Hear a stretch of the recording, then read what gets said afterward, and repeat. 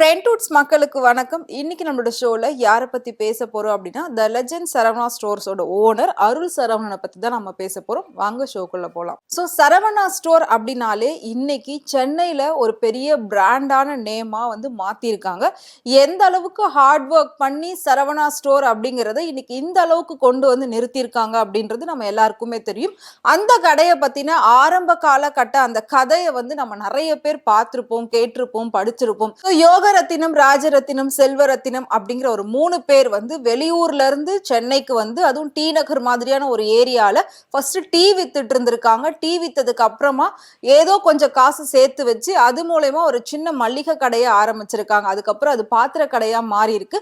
So இன்னைக்கு D நகர்ல எங்க சுத்தி பார்த்தாலும் Saravana store, Saravana store, Saravana store, இந்த அளவுக்கு சரவணா அப்படிங்கிற அந்த பிராண்டை வந்து வளர்த்திருக்காங்க அப்படின்னு சொல்லலாம். ஸோ அவங்களுக்கு அப்புறம் இப்போ அவங்களோட பசங்க அந்த பிசினஸ் ரொம்ப சக்சஸ்ஃபுல்லா கொண்டு போயிட்டு இருக்காங்க. அதுல ஒரு இம்பார்ட்டன்ட் பர்சன் அப்படின்னா நம்ம வந்து அருள் சரவணன் சொல்லலாம். ஸோ இப்போ இருக்கக்கூடிய நிறைய இடத்துல வந்து லெஜெண்ட் சரவணா அப்படிங்கிற நேம் தான் இருந்துகிட்டு இருக்கு. ஸோ அந்த லெஜெண்ட் சரவணா அப்படிங்கிறது ஒரு நார்மல் ட்ரெஸ் ஷோரூமா மட்டும் இல்லாம கிட்டத்தட்ட 10 மாடி அளவுக்கு எல்லா விஷயமும் ஒரே பில்டிங்ல வச்சிருக்காங்க. அந்த அளவுக்கு பிசினஸ் டெவலப்மெண்ட் அவர் பண்ணியிருக்காரு. ஸோ ரொம்பவே நலிவடைகிற ஒரு ஸ்டேஜ்ல இருந்தது சரவணா ஸ்டோர் ஒரு காலகட்டத்துல. ஸோ அதை இன்னைக்கு வந்து ஒரு முன்னணி நிறுவனமா மாத்திருக்காரு அருள் சரவணன் அப்படின்னு சொல்லலாம். சோ பொதுவா நம்மளோட பிசினஸ் டெவலப் பண்ணணும் அப்படின்னா பெரிய பெரிய ஆர்டிஸ்ட வச்சு, பெரிய பெரிய ஆக்டர் வச்சு ஆட் ஷூட் எல்லாம் பண்ணுவோம். அது நம்ம எல்லாருக்குமே தெரியும். ஏன்னா இன்னைக்கு வரைக்கும் பாத்தீங்கன்னா நகைக்கடை அப்படின்னா அது வந்து ஜிஆர்டில வந்து நயன்தாரா வருவாங்க, அண்ட் த்ரிஷா வருவாங்க, மலபாருக்கு வந்து கார்த்தி வருவாரு, சரவணா ஸ்டோருக்கு இதுக்கு முன்னாடி ஸ்னேகா ஆடிட்டு இருந்தாங்க. சரவணா ஸ்டோர் உள்ள போனீங்கன்னா எங்க பார்த்தாலுமே சுத்தி சுத்தி சுத்தி வந்து ஸ்னேகாவோட போட்டோவா தான் இருக்கும். சோ அதுவுமே ஒரு கான்ட்ரவர்சியா ஒரு காலகட்டத்துல பேசப்பட்டது. சோ அந்த மாதிரி ஒவ்வொரு கடைக்கு ஒவ்வொரு ஹீரோயின், ஒவ்வொரு ஹீரோ அப்படிங்கிற ஒரு பிராண்ட் அம்பாசிடரை வச்சிருப்பாங்க. அவங்கள வச்சுதான் அந்த ப்ரமோஷன் எல்லாமே நடந்துகிட்டு இருக்கும். அப்படி இருக்கிறப்போ தன்னோட கடைக்கு தன்னை விட யாரால அதிகமா ப்ரமோட் பண்ண முடியும், யாரால அதிகமான விளம்பரங்களை கொடுக்க முடியும், யாரால அதிகமா மக்கள் கிட்ட போய் சீக்கிரம் சேர்க்க முடியும் அப்படிங்கிறது ஒரு விஷயம் இருக்கு. அப்படி இருக்கிறப்போ சோ அந்த மாதிரி யோசிச்சுதான் அருள் சரவணன் தன்னோட கடைக்கு அவரே வந்து விளம்பரங்கள்ல நடிக்க ஆரம்பிச்சாரு. அவருக்கு ஜோடியா பல பெரிய பெரிய நடிகைகளையும் சேர்த்து நடிக்க ஆரம்பிச்சாரு. இருந்தாலும் தனக்குன்னு அது இருக்கக்கூடிய ஒரு நம்பிக்கையை வச்சு ஒரு சுயமரியாதைக்காக அவரே அவரோட கடைக்கு இறங்கி ப்ரமோட் பண்ண ஆரம்பிச்சாரு. ஆட் ஷூட் எல்லாம் பண்ண ஆரம்பிச்சாரு. அதை வச்சு நிறைய பேர் வந்து ட்ரோல் பண்ண ஆரம்பிச்சாங்க. சோ பொதுவா வந்துட்டு ஒரு பழமொழி சொல்லுவாங்க, ஜெயிச்சவன் சொன்னா உலகம் கேட்காது, ஜெயிச்சுட்டு வந்து சொன்னா கேட்கும் அப்படின்ற மாதிரி. சோ ஆனா இங்க ஜெயிச்சுட்டு வந்து சொன்னா கூட வந்து கேட்கறது இல்ல உலகம் அப்படிங்கிற மாதிரி அவரோட விஷயத்துல வந்து எல்லாருமே நடந்துக்கிட்டாங்க அப்படின்னு சொல்லலாம்.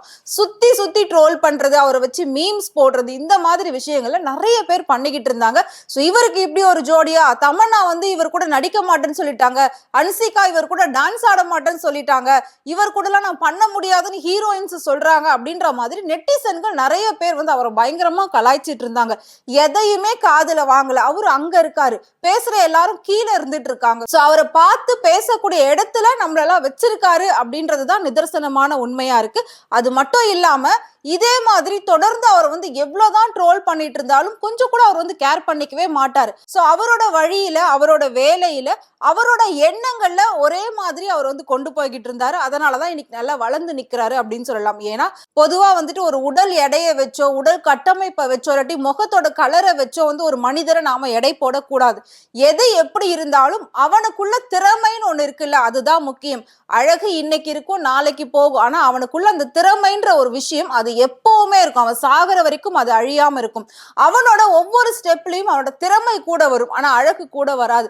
ஆனா அந்த அழகை வச்சு அவ்வளோ பேர் வந்துட்டு அவரை கிண்டல்லாம் பண்ணாங்க. ஆனாலும் அவர் டவுன் ஆகாம, விளம்பரத்துல நடிச்சதுக்கு இவ்வளோ ட்ரோல் பண்றீங்கல்ல, நான் ஹீரோவா ஒரு படம் பண்றேன், அதுல நீங்க என்ன பண்ண முடியும்னு பாருங்கன்னு சொல்லி தன்னோட அடுத்த கட்டத்தை நோக்கி பயணிச்சாரு அருள் சரவணன். அது நம்ம எல்லாருக்குமே தெரியும். சோ அந்த வகையில அருள் சரவணன் தி லெஜெண்ட் அப்படிங்கிற ஒரு படத்துல ஹீரோவா பண்ணியிருந்தாரு. தி லெஜெண்ட் சரவணா ப்ரொடக்ஷன் கம்பெனின்னு ஒன்று ஸ்டார்ட் பண்ணி அது மூலயமா ப்ரொடியூஸ் பண்ணி அவரே ஹீரோவா பண்ணியிருந்தாரு. ஸோ அந்த படம் வசூல் ரீதியா கம்மியா இருந்தாலும் விமர்சன ரீதியா வந்து டாப் லெவல்ல இருந்தது அந்த படம். மறுபடியும் அவர் அவ்வளோ விமர்சிச்சு அவ்வளோ அளவுக்கு அவரை கலாய்ச்சி இவர் ஆடுறது ஒரு டான்ஸா, இவர் பண்றது ஒரு ஃபைட்டா, இவருக்கு ஒரு ஹீரோயினா, இந்த கிஸ் சீன் எப்படி பண்றாரு பாருங்க, இந்த ஃபைட்டை எப்படி பண்றாரு பாருங்க, அவர் ரொமான்ஸை பாருங்க, அவர் முகத்தை பாருங்க, அவர் வயசுக்கு இது தேவையா, இந்த மாதிரி எவ்வளோ விஷயங்கள் பேசி அவரை கலாய்ச்சாங்க. ஆனா இன்னைக்கு அவர் இன்னொரு அப்டேட் கொடுத்திருக்காரு. ஒரு விளம்பரத்துல பேசுனீங்க, அடுத்து நான் ஹீரோவான, இப்ப இன்னொரு படமும் வெற்றிகரமா நான் பண்ணிட்டு இருக்கேன், அது உங்க யாருக்காவது தெரியுமா அப்படின்ற அளவுக்கு 2வது படத்தோட அப்டேட் அவரே இப்ப ஃபுல்லா கொடுத்திருக்காரு. இத பாக்குறப்போ வளர்ச்சி நோக்கி ஒரு மனிதன் போறதுக்கு இதை விட ஒரு பெஸ்ட் எக்ஸாம்பிள் வர இருக்கவே இருக்காது. சோ 2வது படம் ஷூட்டிங் முடிய போகுது அப்படின்னு சொல்றாரு. சோ இவ்வளோ நாள் வந்து மக்கள் அவரை மேபி மறந்திருக்கலாம், பெரிய அளவுல வெளியில தெரியாத அளவுக்கு ஷூட்டிங்க சூப்பரா முடிச்சிருக்காங்க. சோ இப்ப ஷூட்டிங் முடிய போற நேரத்துல இருக்கு. அடுத்ததா படத்தோட ப்ரமோஷன்ல எங்களோட குரூப் நாங்க இறங்க போறோம். சோ நாங்களே எங்களோட படத்தை மறுபடியும் ப்ரமோட் பண்ண போறோம். அது மட்டும் இல்லாம இதுக்கப்புறம் நானே தான் எல்லா விஷயமும் பண்ண போறேன், என்னை வெறுக்கிறவங்களுக்கு இன்னும் நான் அதிகமா லவ் கொடுப்பேனே தவிர, இன்னும் அதிக லெவல்ல நான் போய்கிட்டே இருப்பேனே தவிர, என்னைக்கும் நான் பின்வாங்க மாட்டேன் அப்படின்ற மாதிரி சொல்லியிருக்காரு. அது மட்டும் இல்லாம அவரோட இந்த 2வது படத்துக்கு பேர் இப்ப சொல்ல மாட்டேன் அப்படின்றத சொல்லிட்டாரு. பட் அந்த படம் வந்து ஃபுல் அண்ட் ஃபுல் கமர்ஷியல் பிலிமா தான் இருக்கும். லவ், த்ரில்லர், ஃபைட் எல்லாமே இருக்கும், பயங்கர ட்விஸ்டா இருக்கும் அப்படின்ற மாதிரி சொல்லியிருக்காரு. அவர் சொன்ன இந்த விஷயம் ரசிகர்களோட மத்தியில ஒரு பெரிய எதிர்பார்ப்பை ஏற்படுத்தியிருக்கு அப்படின்னு சொல்லலாம். ஃபர்ஸ்ட் படம் அந்த அளவுக்கு விமர்சன ரீதியா வந்து பெரிய அளவுல இருந்தது. இப்ப செகண்ட் படம் வேற அவர் முடிக்க போறேன்னு சொல்றாரு. இவ்வளவு நாள் எப்படி இவங்க வந்து மறைச்சு ஒரு படத்தை எடுத்தாங்க, இந்த படம் வெளியிலே தெரியலையே ஷூட்டிங் போனதே அப்படின்ற மாதிரியான நிறைய விஷயங்கள் வந்து நெட்டிசன்கள் கேள்வி கேட்டுட்டு இருக்காங்க. சோ தன்னோட 2வது படத்துல அருள் சரவணனுக்கு ஜோடியா நடிக்கிறது பாயல் ராஜ்புத் ஹீரோயின் தான் வந்து பண்றாங்க. அது மட்டும் இல்லாம இந்த படத்துல ஷியாம், ஆண்ட்ரியா போன்ற பல முன்னணி நடிகைகளும் நடிகர்களும் நடிக்கிறதாமே ஒரு தகவல் அவர் சொல்லியிருக்காரு. சோ இந்த படம் மிகப்பெரிய ஒரு எதிர்பார்ப்பு நோக்கி வரும். எத்தனை தடவை விழுந்தாலும் நான் திரும்பவும் எழுந்து நிப்பேன் அப்படின்ற மாதிரி அவர் சொல்லியிருக்காரு. சோ முதல் படம் எப்படி இருந்ததோ அதை விட டபுள் மடங்கா இந்த படம் வந்து வரும் அப்படின்ற மாதிரியும் சொல்லியிருக்காங்க. எப்ப ரிலீஸ் அப்படின்னு பாத்தீங்கன்னா தீபாவளிக்கு ரிலீஸ் ஆகும்னு அவரே சொல்லியிருக்காரு.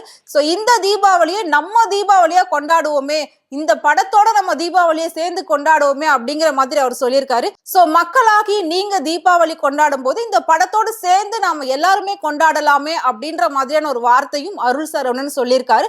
இந்த விஷயம் இப்ப சோசியல் மீடியால பயங்கர ட்ரெண்டிங்கா போய்கிட்டு இருக்கு. சோ அருள் சரவணன் தன்னோட வாயாலே 2வது படத்தை பத்தின அப்டேட் கொடுத்திருக்காரு. சோ இந்த படத்தை துரை செந்தில்குமார் தான் டைரக்ட் பண்ணிருக்காரு. இதுக்கு முன்னாடி கருடன் அண்ட் கொடி இந்த மாதிரி படங்கள் அவர் கொடுத்திருக்காரு. சோ அடுத்ததா இப்போ லெஜெண்ட் சரவணா ப்ரொடக்ஷனோட சேர்ந்து இவரு டைரக்ட் பண்ண போறாரு. இந்த படம் எந்த அளவுக்கு வெளியில வருது அப்படிங்கறத பார்க்கலாம். சோ இந்த படத்தை பத்தின இன்னும் அடுத்தடுத்த அப்டேட்ஸ் எல்லாமே நான் வந்து உங்களுக்கு சொல்லுவேன். அதுக்கு முன்னாடி அருள் சரவணனோட அந்த வளர்ச்சியை பத்தி நீங்க என்ன நினைக்கிறீங்க அப்படின்றத மறக்காம கமெண்ட் பாக்ஸ்ல கமெண்ட் பண்ணுங்க. இதே மாதிரி சினிமா நடக்கக்கூடிய நிறைய சுவாரஸ்யமான விஷயங்கள், நிறைய உண்மையான விஷயங்கள் டே பை டே அப்டேட் தெரியணும் அப்படின்னு நினைச்சீங்கன்னா மறக்காம ஃப்ரெண்ட் டு சேனலை ஃபாலோ பண்ணிக்கோங்க.